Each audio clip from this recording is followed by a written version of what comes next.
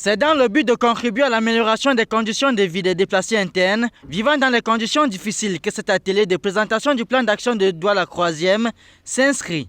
Ce colloque s'inscrit dans une volonté forte du gouvernement de rechercher le développement durable et harmonieux des villes et quartiers du Cameroun, mais aussi de réduire la vulnérabilité des populations qui sont situées dans ces zones, et ainsi aller vers un développement urbain durable de ces localités.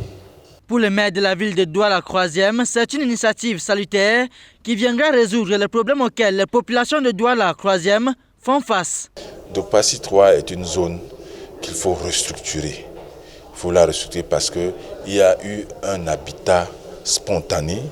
Je pense que quand vous connaissez bien cette partie, vous allez vous rendre compte que vous avez comme priorité des priorités la lutte contre l'inondation, donc la restructuration donc même de l'espace. L'ONU Habitat au Cameroun, à travers ce projet, envisage d'améliorer l'accès à des services fiables pour les migrants et les populations déplacées dans les villes. Nous attendons en fait de répondre à travers la proposition de ces projets prioritaires aux enjeux qui ont été identifiés dans l'analyse spatiale. Donc on a mentionné les enjeux concernant l'exposition, la vulnérabilité aux aléas naturels, par exemple les inondations, aussi les glissements de terrain, mais également un besoin de certains services.